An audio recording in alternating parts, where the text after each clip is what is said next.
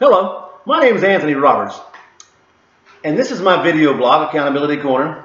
And today's episode, we're going to talk about one of the most important things there is in the workplace. And I know I pretty much say that every video blog, but all these things really do make a difference.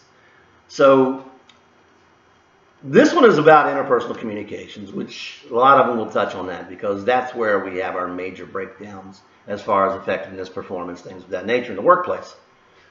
One of the biggest things you see is people, the way they communicate with one another. Now, communication really comes down to this. When you're talking to another person, based on your level of relationship with that person, is how open and free you can be with the things you say and the way you say it. So if they're a good friend, as you know, you can pretty much say whatever most of the time, and your friend will be like, whatever, that's just Tony.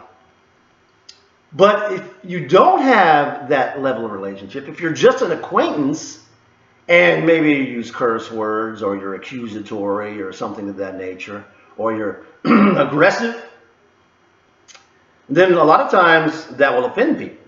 And they don't always tell you they're offended. They just start to avoid you. Now, this is one of the biggest problems as a leader because once they start to avoid you, where they're no longer around for you to give instructions and when you need to give instructions or to get information from when you need to get information. So when you have people avoiding you, you're sort of creating your own problems.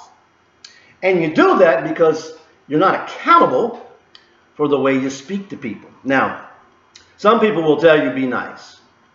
They're nice is based on the person you're talking to and their perspective. So it's subjective. You can't be nice to people and be effective. You have to learn to be what's called assertive. Now, we all know aggressive communication, what it's like, somebody pointing their fingers, yelling, being sarcastic, things of that nature. Aggressive communication is easy to spot and identify. Passive communication is just as ineffective because are you afraid to say it? Speak up. Come on, what you got? Now that what I just did was a little aggressive, but but to that point, passive communication often does create aggressive behaviors in other people because they're wondering what's wrong with you. Just say what you got to say. Now, of course, in my last video blog, I talked about self-confidence, and this is often a problem with passive communicators. However, and then confident people often have a problem of aggressive behaviors because they're positive, they know what they're doing, and they want you just to listen to them, go do it. Trust them. Even though maybe you've got contrary experience or something, but regardless, they think you should. So they get aggressive. Some people, based on their personality type, and that's something that I teach and go into quite in depth in personality types and communication styles. Some people, it's in their nature to be loud, to be what other people would call aggressive, when really, in their mind, they're just talking. They're just communicating. And a lot of times they'll describe it as just because I'm passionate about something doesn't mean I'm aggressive. They're right, but they're also wrong because they're passionate and they believe in what they're talking about and they want to express that passion. But at the same time, to the other person, all they see is aggression. So again, it's subjective. So in order to be a good communicator, one of the things we have to do is we have to get training. We have to learn how to communicate assertively, not aggressively, not passively, but assertively. Now, assertive communications means that you are mission focused with what you're saying. You're not sharing emotions, you're sharing information on getting the job done. So you're mission focused. The information you're sharing is fact based. It is based on fact, not what you believe is fact, but actual tangible fact. This is a mouse or whatever. Bottom line is fact based. It's not I believe, I think so, I'm pretty sure based. It's fact based. So mission focused, fact-based, and it's focused on results. In other words, it's results-oriented. It's always about how to achieve what it is we're trying to achieve as a group or as an individual, depending on what you're doing.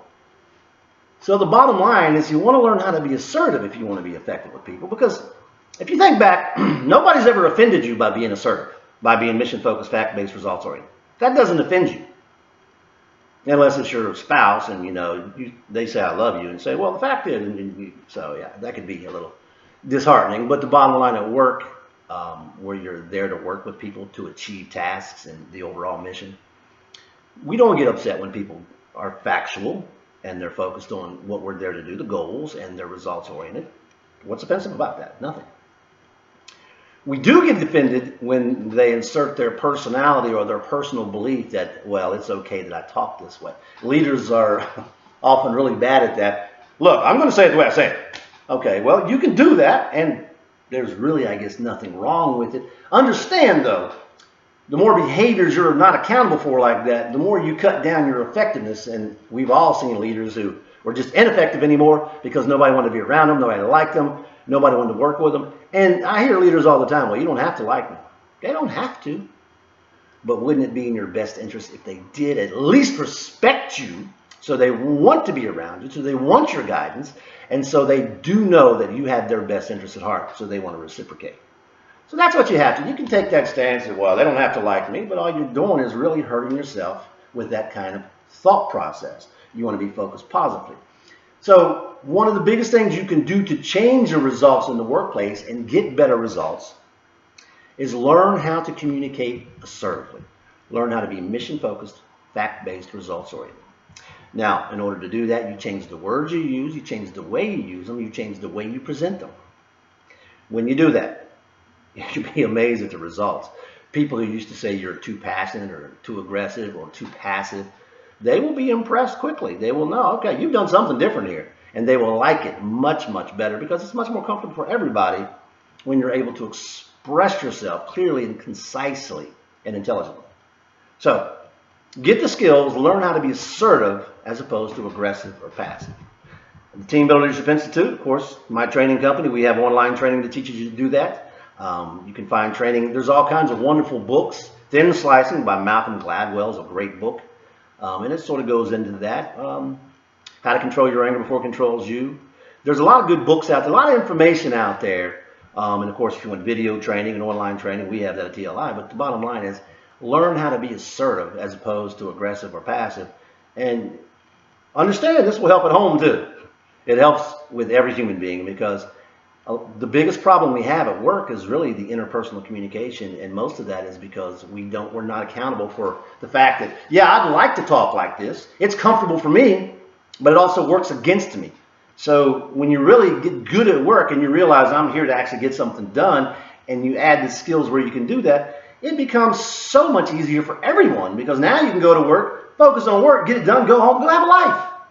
So you should focus on, I want to work when I'm working and not when I'm not. And you get more done when everything goes smoothly at work, means you have less to do after work, before work, whatever. So the bottom line is add those skills and change the way work goes for you. Thanks for joining me. Like, subscribe, give me comments, tell me what you think. If you have a subject you want to talk about, let me know. That's it for this episode. I'll see you next time.